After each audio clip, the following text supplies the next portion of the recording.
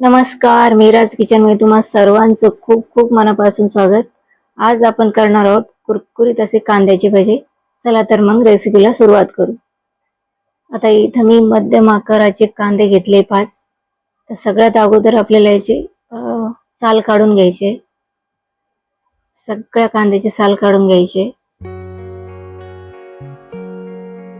आणि असा आपल्याला हा कांदा उभा चिरून घ्यायचा आहे। बारीक असा उभा चिरून घ्यायचा आहे कांदा। सगळे कांद्याचे साल काढले, आता कांदा चिरून घेऊ।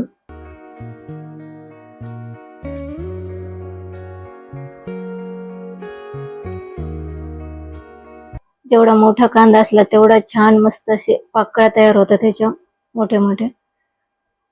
पण माझ्याकडे हे मध्यम आकाराचे कांदे होते, हेच घेतले मी। बघू शकता मस्त असं कांदा मोकळा करून घ्यायचा आहे, म्हणजे सगळे असे कांद्याच्या अशा पाकळ्या वेगवेगळ्या झाल्या पाहिजे। आता याच्यामध्ये टाकायचे आपल्याला मीठ आणि थोडीशी कोथिंबीर टाकायची आणि मीठ सगळं असं व्यवस्थित कांद्याला चोळून घ्यायचंय आणि 5 मिनिटं असंच बाजूला ठेवून द्यायचंय आपल्याला। तर 5 मिनिटं झाली तर याच्यामध्ये खूप आपल्याला कालवता येणार नाही, त्यासाठी मी थोडं दुसरं मोठं भांडं घेतलंय। आता याच्यामध्ये टाकायचे आपल्याला मसाले। अर्धा चमचा मिरची पावडर टाकायची, पाव चमचा हळद टाकायची, अगदी 2 चिमूटभर हिंग टाकायचा,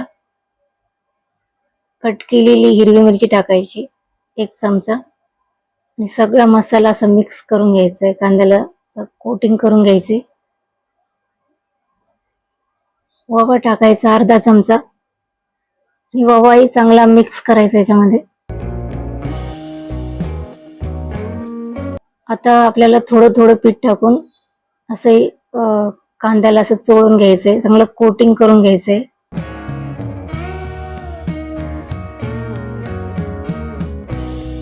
जेवढं बसेल तेवढं आपल्याला याच्यामध्ये पीठ टाकायचंय। तर पूर्ण मला 1 कप पीठ लागलंय याला।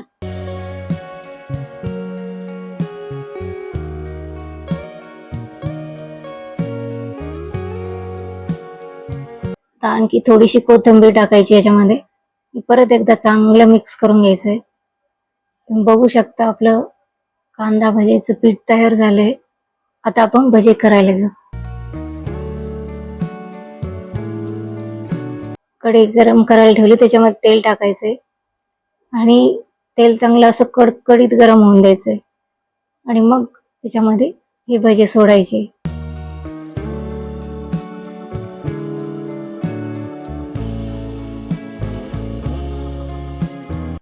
मग गरम कांदे भजे आणि याच्यासोबत अद्रकवाली चहा करायची, एकदम छान लागतात। अगदी बाहेर मिळतात ना गाड्यावर, तसेच बघू शकता एकदम असे कुरकुरीत झाले।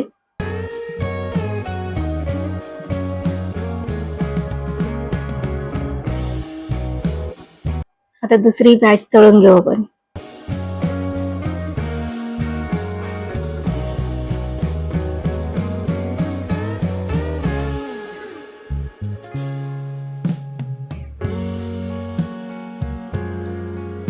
मस्त अशी कुरकुरीत आपले कांदा भजे बनून तयार झाले।